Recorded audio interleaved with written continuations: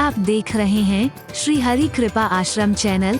संस्थापक स्वामी श्री हरि चैतन्य पुरी जी महाराज।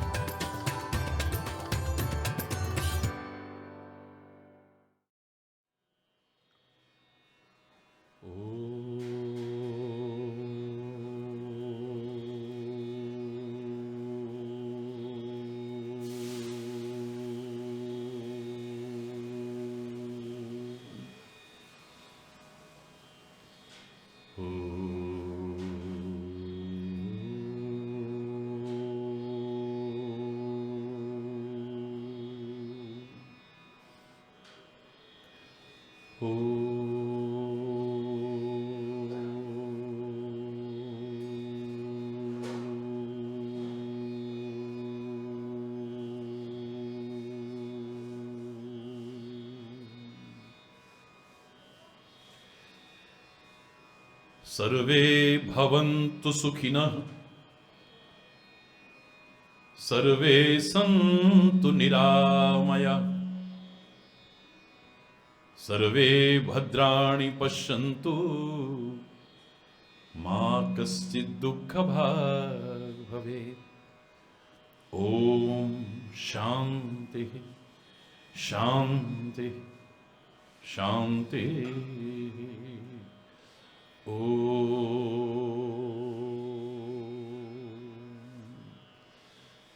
त्वमेव माताश्च पिता त्वमेव, त्वमेव बन्धुश्च सखा त्वमेव, त्वमेव विद्या त्वमेव, त्वमेव सर्वं मम देव देव। ॐ शान्तिः शान्तिः शान्तिः।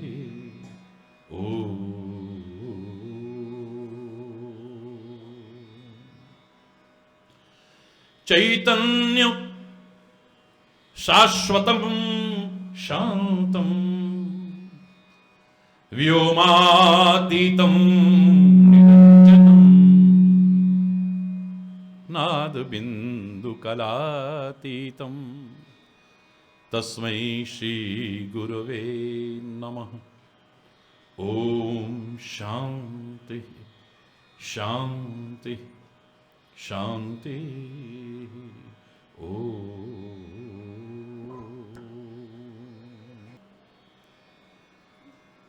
पावन श्री गुरु पूर्णिमा महोत्सव की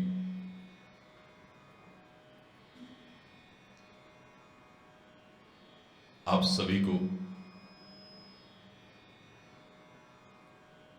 समस्त देशवासियों को और संपूर्ण विश्व के जनमानस को बहुत बहुत हार्दिक शुभकामनाएं, बहुत बहुत हार्दिक बधाई, बहुत बहुत हार्दिक शुभ आशीर्वाद।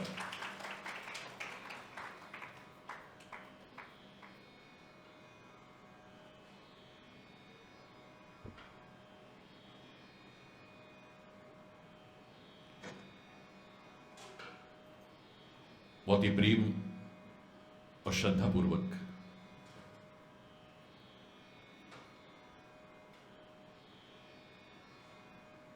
परम पूज्य सद्गुरुदेव भगवान के श्री चरणों में नमन करते हुए सब मिलकर के भजन बोलते हैं। कुछ न बिगड़ेगा तेरा, सतगुरु शरण आने के बाद कुछ न बिगड़,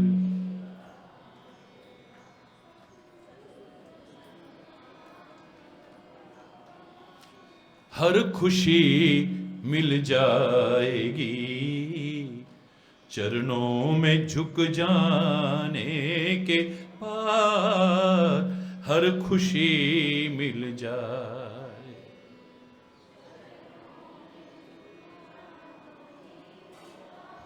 कुछ ना बिगड़ेगा तेरा, सतगुरु शरण आने के बाद कुछ ना बिगड़ेगा तेरा।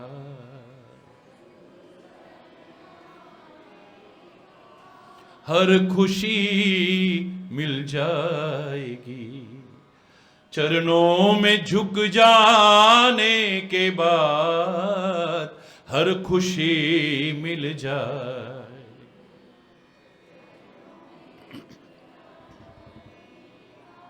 कुछ न बिगड़ेगा तेरा, प्रेम की मंजिल के राही कष्ट पाते हैं जरूर। प्रेम की मंजिल के राही कष्ट पाते हैं जरूर। बीज फलता है सदा मिट्टी में मिल जाने के बाद।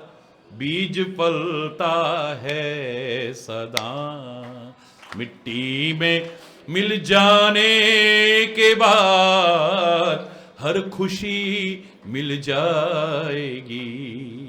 चरणों में झुक जाने के बाद हर खुशी मिल जाए।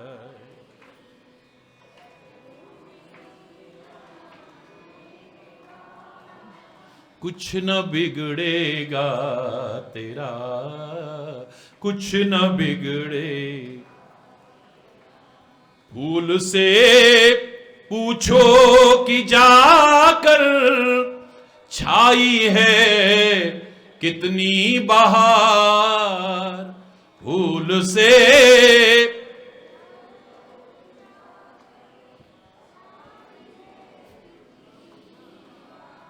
फूल से पूछो कि जाकर छाई है कितनी बहार। रात भर कांटों पे सोया, डाल पे आने के बाद रात भर कांटों पे सोया। हर खुशी मिल जाएगी चरणों में झुक जाने के बाद।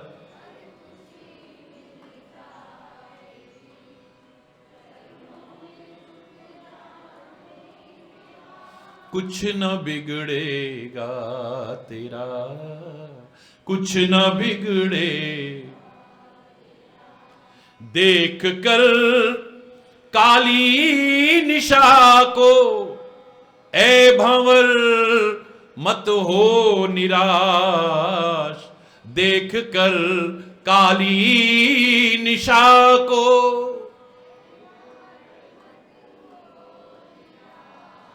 देख कर काली निशा को ए भंवर मत हो निराश। देख कर काली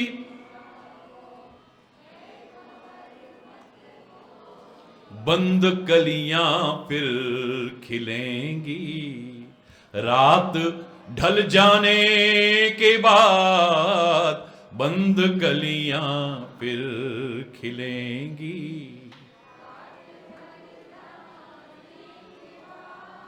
कुछ न बिगड़ेगा तेरा, सतगुरु शरण आने के बाद हर खुशी मिल जाएगी।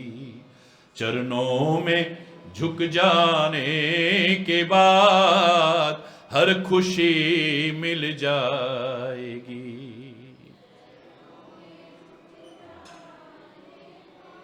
कुछ न बिगड़ेगा तेरा, कुछ न बिगड़े। प्रेम कर निष्काम निर्मल और नाम ले भगवान का। प्रेम कर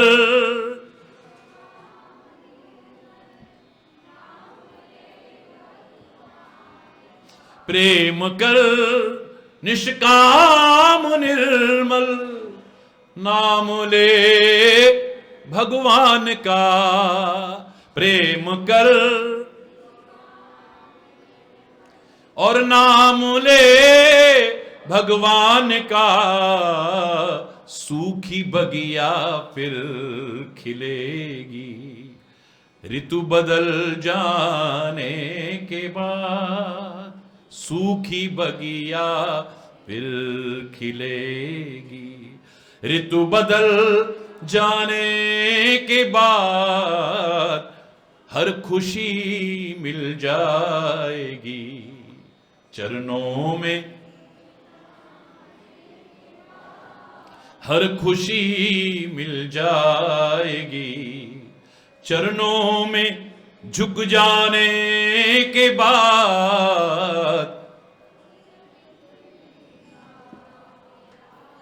सतगुरु शरण आने के बाद कुछ न बिगड़ेगा, कुछ न बिगड़ेगा, कुछ ना बिगड़ेगा।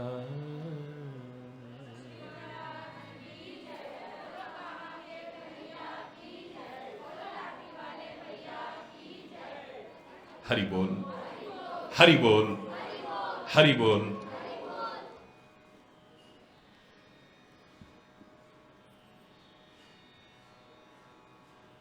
कमल की गंध पर आकृष्ट होकर भंवरा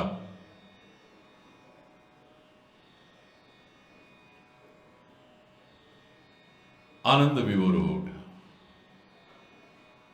मस्त होकर के बैठ गया। उसे पता ही नहीं लगी कि कब दिन ढल गया है। और आप जानते हैं कि जब दिन ढलता है कमल की पंखुड़ियां बंद हो जाती हैं। इतना आकृष्ट हुआ कि उसे एहसास ही नहीं हुआ कब दिन ढल गया, पंखुड़ियां कब बंद हो गई। और उसका लगाव कितना है कि लकड़ी में छेद करने की सामर्थ्य है भंवरे में, लेकिन कमल की कोमल पंखुड़ियों को नहीं काटता है। हरि बोल। अब अंदर कैद हो गया है उसमें।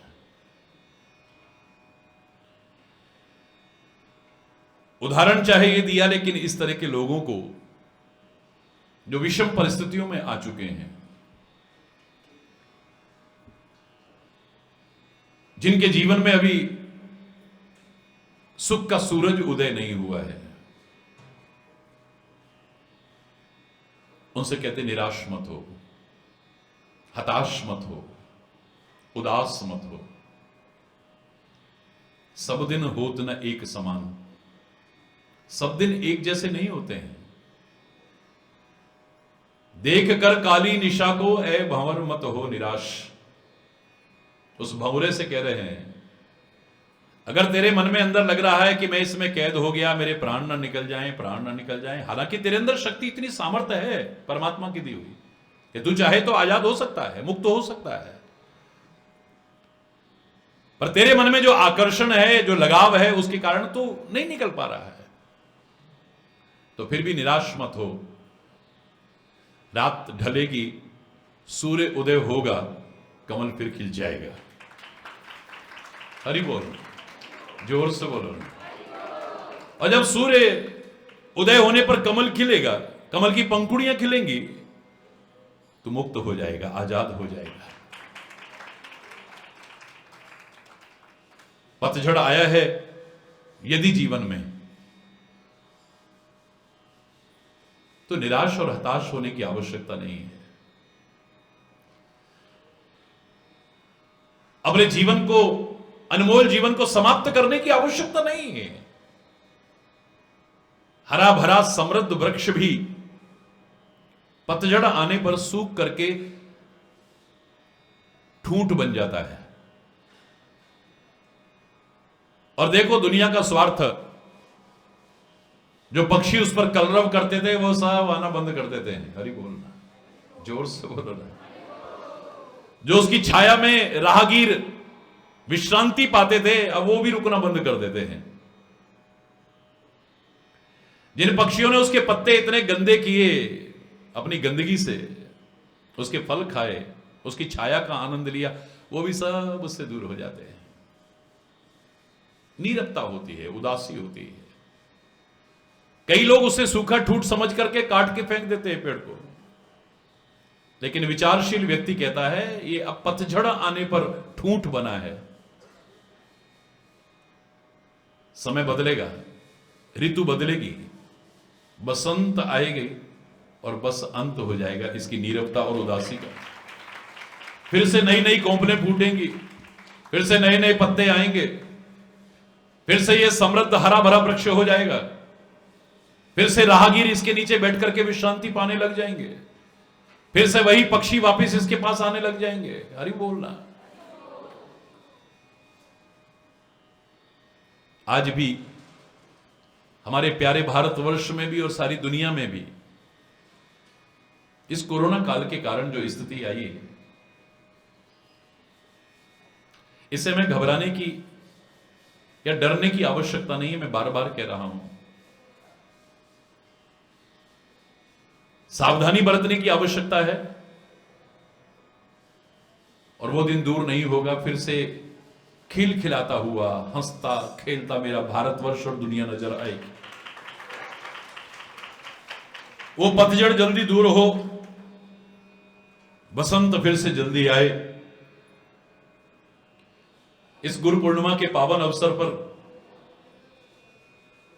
देश विदेश के सभी भक्तों और शिष्यों के, महाराज जी के नहीं, जिनके भी कोई हैं, क्या एक उत्साह होता है, एक श्रद्धा होती है, विश्वास होता है। धूमधाम से उत्सव मनाते हैं, गुरु के आशीर्वाद लेते हैं, उनके वचनों पर चल करके अपने जीवन को धन्य करते हैं। लेकिन यहां भी आपने देखा कि सरकारी गाइडलाइंस का पालन करते हुए कार्यक्रम को स्थगित करना पड़ा। सभी कार्यक्रम स्थगित किए गए हैं।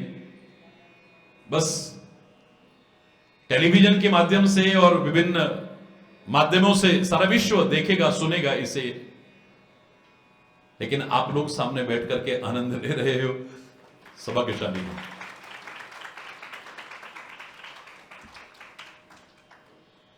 हरि बोल, जोर से बोलो।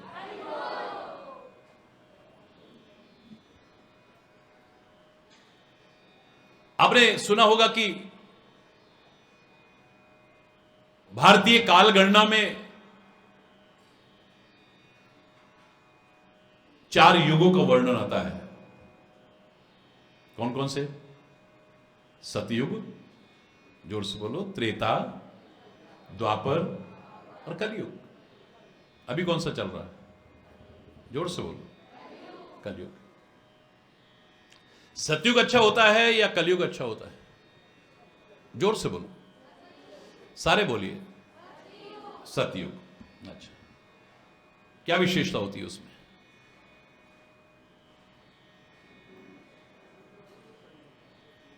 हरि बोल। मेरे प्यारे बच्चों, जगह कोई बुरी नहीं होती,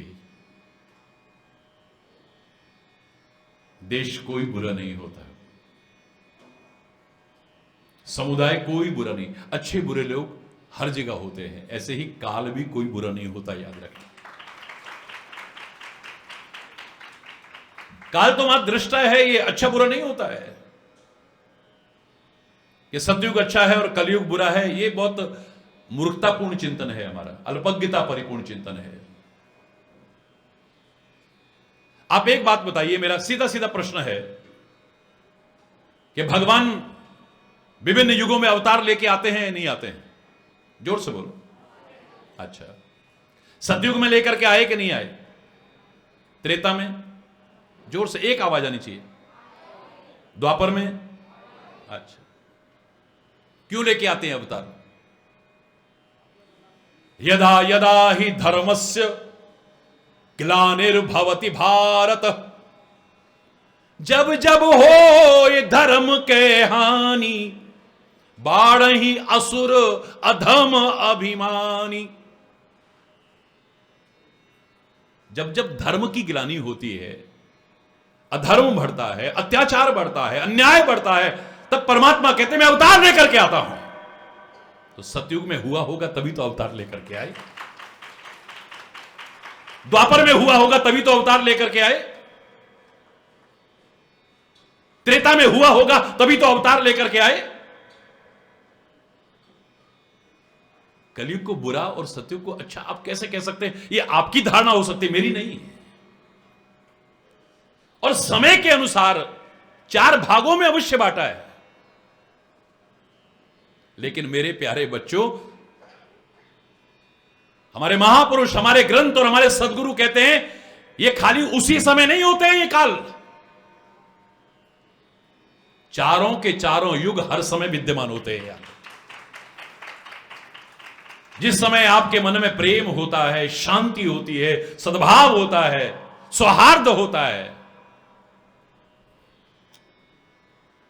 याद रखना उस समय तुम सतयुग में जी रहे हो। अभी आप कह रहे थे ये कलयुग है, क्या यहां पर अशांति है? जोर से बोलो ना। क्या आपस में मनमुटाव है? क्या कोई विरोध कर रहा है? कोई घृणा कर रहा है एक दूसरे से? पर कलयुग कैसे है? मैं तो कह रहा हूं यही सतयुग है। जिस समय हम ऐसे वातावरण में जीते हैं यही सतयुग है।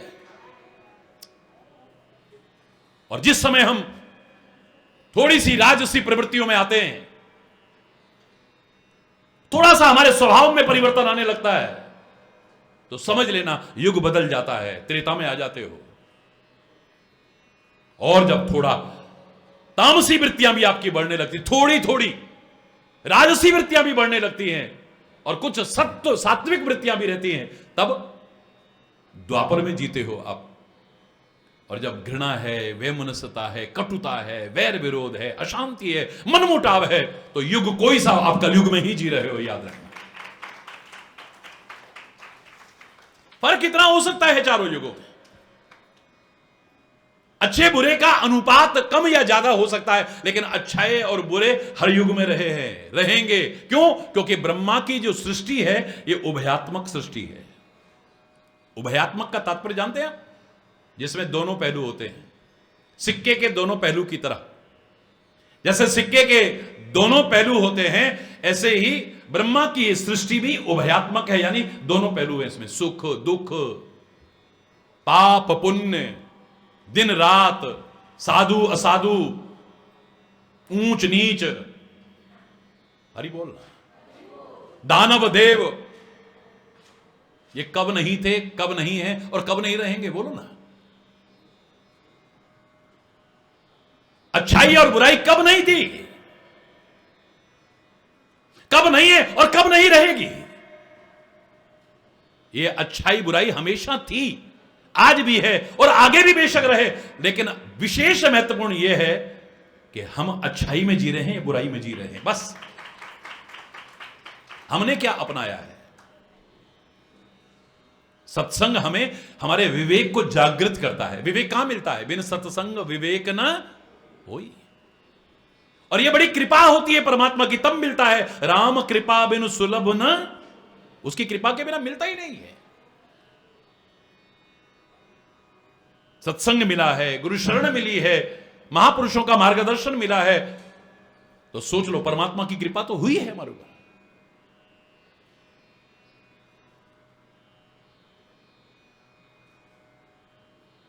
तो जब विवेक जागृत होता है, विवेक का तात्पर्य क्या है बताइए? विवेक का तात्पर्य होता है विधि निषेध, अच्छे बुरे, इनका निर्णय करने की जो क्षमता है, इसे विवेक कहते हैं। नीर क्षीर विवेकी कहते हैं ना, कि हंस की तरह हमारी प्रवृत्ति हो जाए। जैसे वो दूध और पानी को अलग अलग कर देता है, ऐसे अच्छाई और बुराई को अलग से हम पहचान सके, ये हमारी जो शक्ति जागृत, वही विवेक है। और क्या है?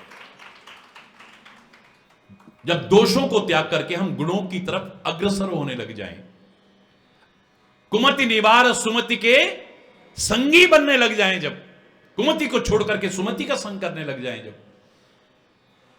बुराई को छोड़ करके जब अच्छाई की ओर अग्रसर होने लगे, बस समझ लो हमारा विवेक जागृत हो गया है। हरि बोलना। जोर से बोलो ना।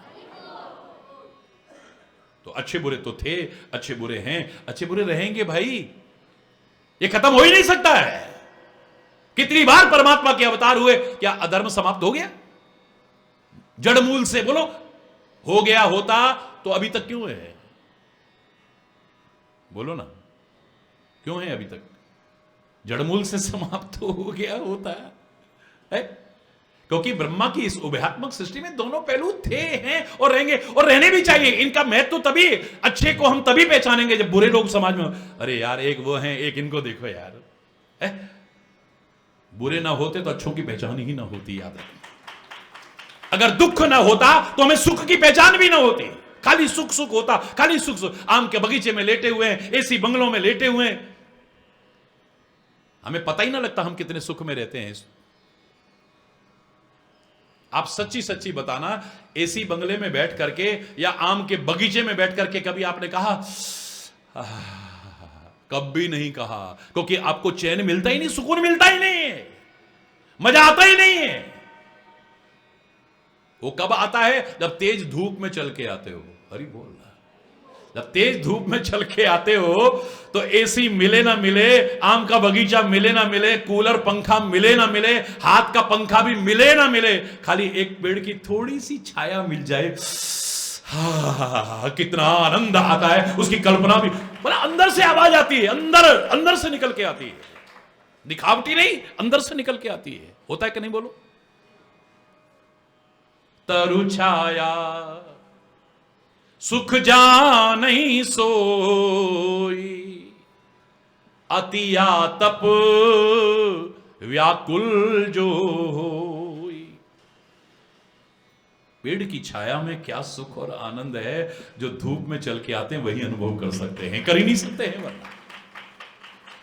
दुष्ट ना होते तो संतों की पहचान ना होती। हरि बोलना, जोर से बोलना। दुख ना होता तो सुख की पहचान ही ना होती, बुरे ना होते तो अच्छों की पहचान भी ना होती। अंतर। एक बात बताओ, ब्लैक बोर्ड भी सफेद रंग का हो और चौक भी सफेद रंग का है, उस पर कुछ लिखेंगे तो दिखेगा क्या भाई? जोर से बोलो, नहीं दिखेगा। ये सफेद रंग कब चमकता है? जब पीछे काला ब्लैक बोर्ड होता है। एक काले लोग हैं जो सफेद को अलग से, ये रंग रूप से नहीं कह रहा मैं, जिनके कर्म काले हैं उनमें अलग चमकता है, अलग अलग चमकता है। अच्छे की पहचान ही वही होती है। याद करो, मैंने कहा था, किसी ने कहा कि अच्छाई बुराई कहां है, तो मैंने कहा युगों के हिसाब से जैसे चर्चा मैं कर रहा हूं, तो पहले सतयुग में इतना अंतर था कि अच्छाई और बुराई लोकों में होती थी। कहां होती थी? जोर से बोलो। लोकों में होती थी, देवलोक असुरलोक। अपवाद हर जगह होते हैं। बहुत से देवलोक में भी ऐसे लोग होते थे कि उनके कर्मों पर भी शर्म आती है, और बहुत से असुर लोक में भी ऐसे हुए जिन पर गर्व का अनुभव होता है। प्रहलाद भक्तराज कहलाता है, राक्षस का बेटा होकर के भी। होता है कि नहीं? विभीषण पर गर्व का अनुभव होता है, त्रिजटा पर गर्व का अनुभव होता है, मंदोदरी पर गर्व का अनुभव होता है। बहुत से वहां रह करके भी अच्छे हैं, अपनी अच्छाइयों को कायम रखते हैं, और बहुत से अच्छाइयों में रह करके भी अपनी अच्छाइयों को नहीं बचा पाते हैं। हरि बोल। अपवाद वहां भी मिल जाएंगे, लेकिन ज्यादातर अच्छाई और बुराई लोकों में होती थी। देवलोक में अच्छे लोग माने जाते थे, असुर लोक में बुरे लोग माने जाते थे। फिर युग बदला, परिस्थितियां बदली, तो क्या परिणाम क्या आया सामने? अब अच्छाई बुराई लोकों में नहीं है, अब अच्छाई बुराई देशों में आ गई। लोक बहुत दूर हो गए, अब देशों में आ गई। एक अयोध्या है, अच्छाई का प्रतीक है, और एक लंका है जो बुराई का प्रतीक है। अच्छे बुरे लोग वहां दोनों जगह मिल जाएंगे, ऐसा नहीं अपवाद स्वरूप। वहां भी मंत्रा जैसी मति वाले थे, अयोध्या को अनाथ करके रख दिया, और यहां भी विभीषण जैसे थे। कभी बोलना, जोर से बोल रहा है। अब लोकों में नहीं, देशों में आ गई अच्छाई बुराई। समय बदला तो फिर द्वापर युग आया।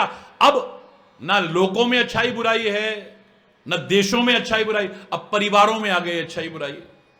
एक कौरव परिवार है, एक तरफ पांडव परिवार है। एक अच्छाई का प्रतीक माना जाता है, एक बुराई का। मैं नहीं कहता उनसे गलतियां नहीं हुई और उनमें कोई अच्छाई नहीं थी। अपवाद हर जगह होता है, वरना अब परिवारों में आ गई अच्छाई और बुराई। हुआ कि नहीं?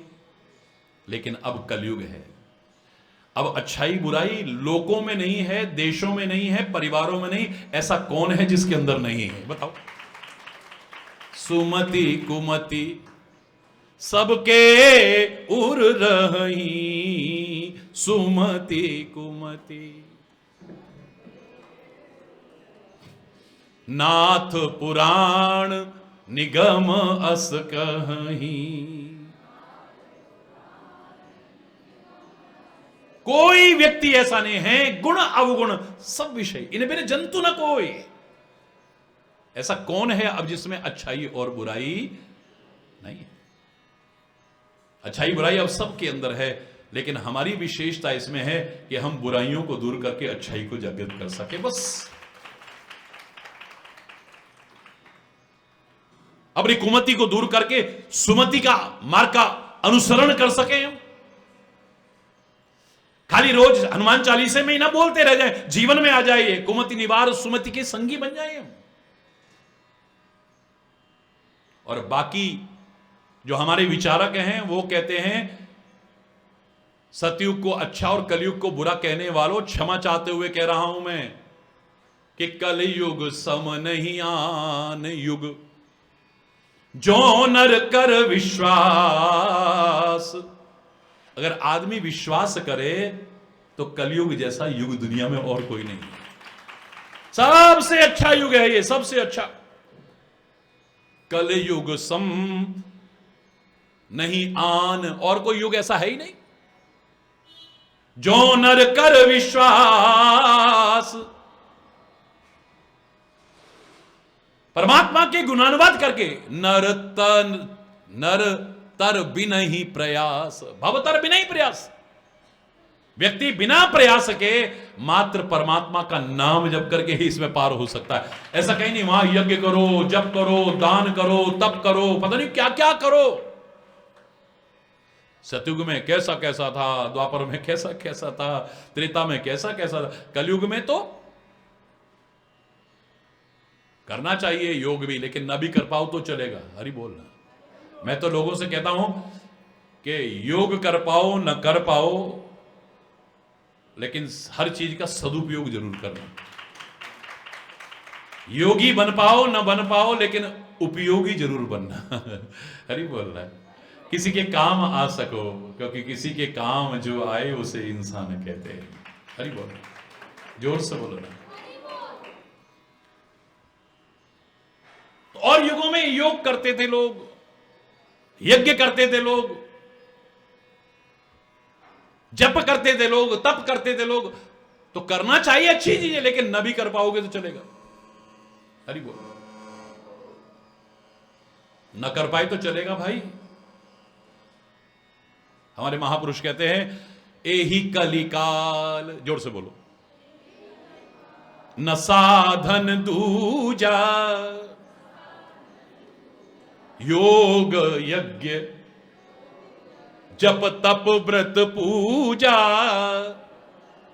राम ही सुमिरिए गाइए राम ही, संतत सुनिए राम गुण ग्राम ही। यही कलिकाल न साधन दूजा। हरेर नाम हरेर नाम हरेर नाम केवलम, कलौ नास्त्यैव नास्त्यैव नास्त्यैव गतिरन्यथा। इसमें सदगति के लिए और कोई उपाय है ही नहीं, बस हरि नाम लेते रहो। हरि बोल। हृदय से, खाली जबान से नहीं। हरेर नाम हरेर नाम केवलम, केवल। यही कलिकाल न साधन दूजा। इस कलयुग में और कोई साधन है ही नहीं। योग यज्ञ जप तप व्रत पूजा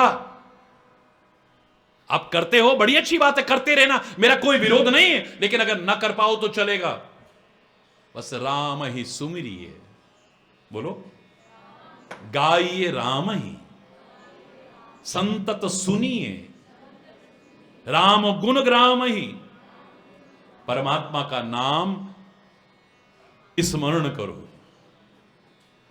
परमात्मा का नाम गायन करो और परमात्मा के गुणानुवाद सुनते रहो।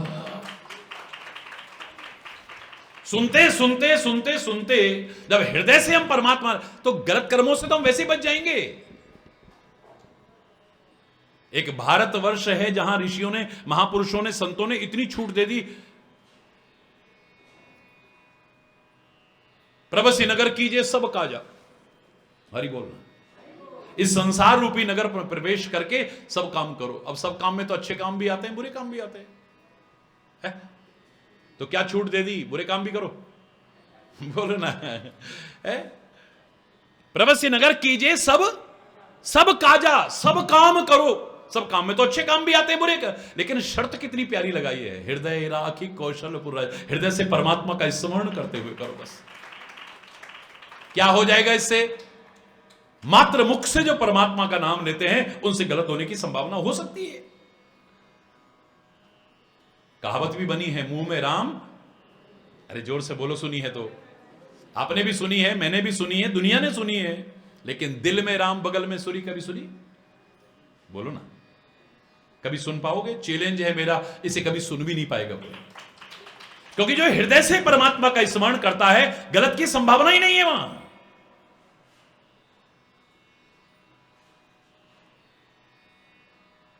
राम ही सुमिरिए, गाइए राम ही, संतत सुनिए, राम गुण ग्राम ही, जासु पतित पावन बड़वाना।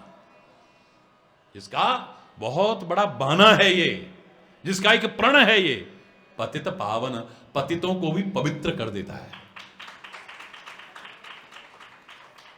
रघुपति राघव राजा राम, पतित पावन सीताराम।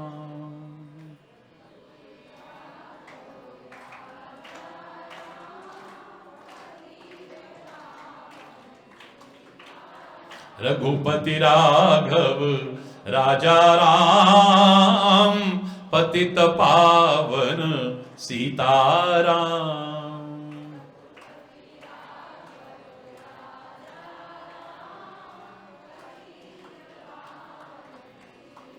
सीताराम सीताराम, भज प्यारे तू सीताराम सीताराम।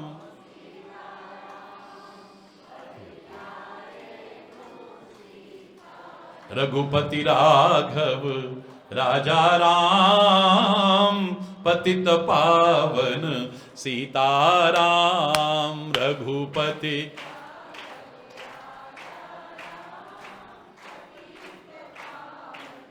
कौशल्या के प्यारे राम, दशरथ राज दुलारे राम।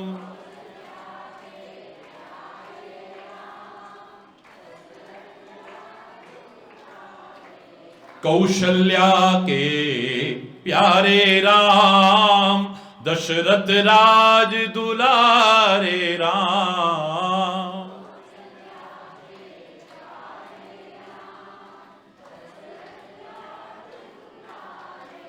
रघुपति राघव राजा राम, पतित पावन सीताराम।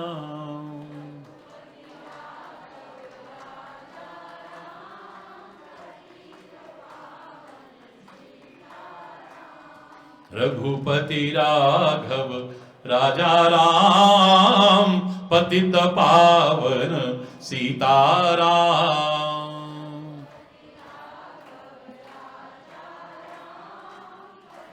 मैं पूरा नहीं सुना रहा, इसमें क्या कहते हैं, पतित पावन, पतितों को भी जो पवित्र कर दे, ऐसा परमात्मा का नाम है। कलयुग में इसके अलावा कोई साधन ही नहीं है। ताहि भजई मन तज कुटिलाई। हरि बोल, हरि बोल, हरि बोल। ताहि भजई मन तज कुटिलाई, ताहि भजई मन राम भजे गति के ही नहीं पाई, राम भजे गति के ही नहीं पाई। आप देखते हो ना, जब ऊपर रघुनाथ जी के मंदिर पे जाते हैं हम, तो क्या बोलते हैं, जय जय रघुनाथ हरि बोलो, जय जय रघुनाथ हरि, जय जय रघुनाथ हरि। और क्या बोलते हो, बोलो चैतन्य ईश्वर महादेव की, बोलो कामवन धाम की, बोलो तीर्थराज महाराज। बड़े सौभाग्य हैं हमारे यहां श्री हरि कृपा आश्रम में, ऐसे काल में भी या असंख्य लोगों के मन में डर है, आशंका है, आप सरकारी निर्देशों का पालन करते हुए पहली बार ऐसा होगा कि सीमित मात्रा में लोगों के साथ सम्मिलित हो रहे हैं, हरि बोलना, लेकिन वो नहीं रहा तो ये भी नहीं रहेगा, हरि बोलना, जोर से बोला रहे। उस परमात्मा के नाम को कुटिलता त्याग करके भजन, मतलब खाली ऐसे नहीं लेना कि कलयुग में हाँ भाई खाली भगवान का नाम ले लो बस हो जाएगा उद्धार।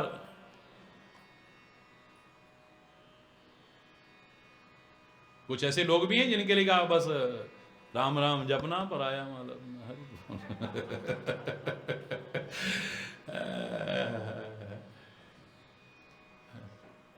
हंसते हंसते सीखो, हरि बोल।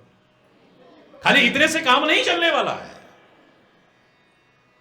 ताहि भजई मन तजी कुटिलाई,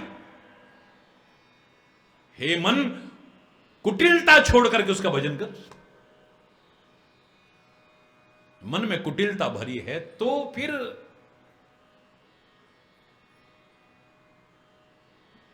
सोच ले मन ध्यान से, दूर कब तुझसे हरि, सोच ले मन दूर कब तुझसे हरि। दूर नहीं है वो, पर मन अगर गंदा तो फिर तू पहचान कैसे पाएगा।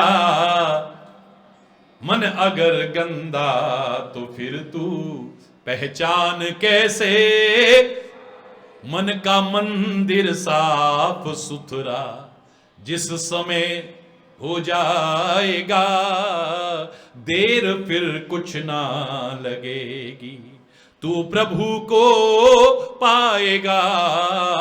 मन का मंदिर साफ, मन अगर है साफ सुथरा, मन में गंगा जान ले, और मन अगर गंदा तो गंगा जाके भी क्या। मन का मंदिर साफ सुथरा जिस समय, देर फिर कुछ ना लगेगी। पूरा बोल ही लेते हैं। मन के हारे हार है, मन के जीते जीत है, मन के हारे जीतना मन का कठिन है, पर जीत ले तर जाएगा। जीतना मन का कठिन है, पर जीत ले मन का मंदिर साफ सुथरा। देर फिर कुछ ना लगेगी, तू प्रभु मन का मंदिर। बीज बोकर जहर के तुझे ज्ञान अमृत क्यों मिले, बीज बोकर ज्ञान अमृत क्यों मिले। साफ कर मन की बुराई, औरों की बुराई मत कर, अपने मन की बुराई साफ कर। साफ कर मन की बुराई, फिर सदा सुख पाएगा मन का मंदिर। निंदा चुगली बेईमानी में लगाता दिल रहे, यदि निंदा चुगली बेईमानी में लगाता दिल रहे, तो सोच ले मन पाप से आनंद कैसे। सोच ले मन पाप से। भाई यही अंतर है। अच्छे भले हैं, सारा कुछ है, पर मुंह मियां रोते क्यों, सूरत ही ऐसी है। महाराज जी पता नहीं कौन सी चक्की का इतनी मेहनत, ऐसा स्वास्थ्य, और फिर मस्त रहते हैं। भाई यही अंतर है। और अंतर क्या है? सोच ले मन पाप से आनंद कैसे, मन का मंदिर। फिर वही पंक्ति बोलो जो मैंने पहले बोली है। सोच ले मन ध्यान से, दूर कब तुझसे हरी। वो दूर नहीं है, पर मन अगर गंदा तो फिर तू पहचान कैसे पाएगा। मन अगर गंदा तो फिर तू पहचान। मन का मंदिर साफ सुथरा, जिस समय। अब भगवान तो अर्जुन के लिए भी थे, भगवान तो युधिष्ठिर के लिए भी थे, भगवान पांडवों के लिए भी थे। क्या कौरवों के लिए भगवान उस समय नहीं थे? क्या दुर्योधन उनको नहीं देख रहा था? क्या शकुनी उनको नहीं देख रहा था? क्या दुशासन उनको नहीं देख रहा था? कितनी बार देखा होगा, कितनी बार दर्शन हुए, लेकिन क्या लाभ मिला? दूर नहीं है पर पहचान नहीं सकते। श्याम तेथों दूर नहीं, पर तेरा भी कसूर नहीं। वेखन वाली अख जड़ी ओदे विच नूर नहीं। हरि बोल, है ही नहीं। साथ रह करके भी नहीं पहचान पाएगा आदमी। हरि बोल, जोर से बोल रहा है, और जोर से बोल रहा है। तो खाली नाम नहीं, कलयुग में नाम लेना ही पर्याप्त। लेकिन लगा दिया साथ में। जैसे कहा ना, सब काम करो लेकिन हृदय से परमात्मा का स्मरण करते हुए करो। शर्त लगा दी साथ में। अब एक शर्त में ही सारा, चाहो तो मैं सारी जिंदगी प्रवचन कर सकता हूं, एक चौपाई काफी है। शायद इसीलिए रामचरितमानस में अंत में कहा, कोई जरूरी नहीं है, एक एक शब्द अनमोल है, मंत्र रूप है रामचरितमानस का।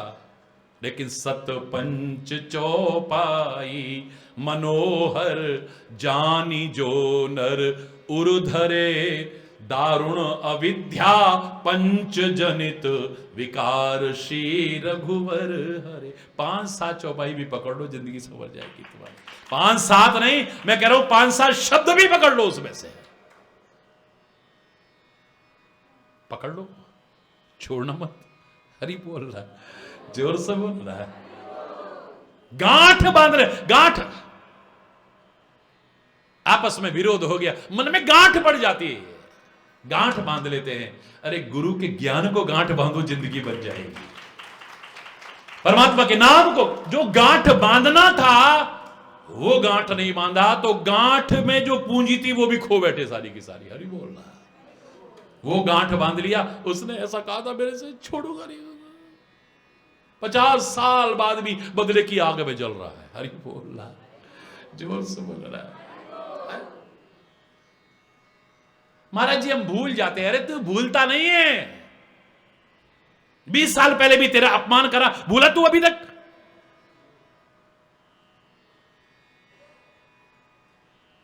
यहीं पे भुलक्कड़ है। यहां पे गुरु महाराज भी भुलक्कड़ हैं और हम भी भुलक्कड़ हैं। गुरु महाराज उपकार करके भूल जाते हैं और हम उनके उपकारों को भूल जाते हैं, बस इतना ही बोल, बाकी तू भुलक्कड़ नहीं है। 10 साल पहले भी गाली किसी ने दी, देखो बिल्कुल वृद्ध हो चुके हैं और याददाश्त खराब हो गई, और उसने ऐसा करा था बेटे मेरे साथ, ले अभी तक याद है। हरि बोल रहा, जो याद रखना था वो याद नहीं रखा, और जो भूलना था, जिसके भूलने में जीवन का आनंद था, वो नहीं भूले अभी तक। किसी ने दुर्व्यवहार कर दिया, अभी तक याद है। किसी ने अपमान कर दिया, अभी तक याद है। किसी ने बुरा कर दिया, हमारा बुरा, वो अभी तक याद है। कितना अच्छा हो रहा है, कितने अनंत उपकार किए हैं हमारे ऊपर, जिनका बदला लाख जन्म लेकर के नहीं, उनको याद करना था, जिंदगी संवर जाती।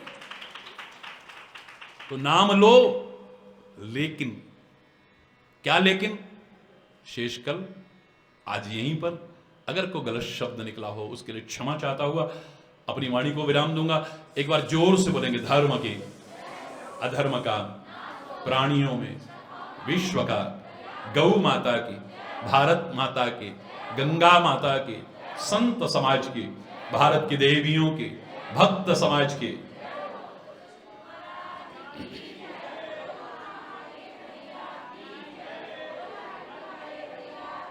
बोलो वृंदावन बिहारी लाल की जय। जय जय श्री राधे श्याम।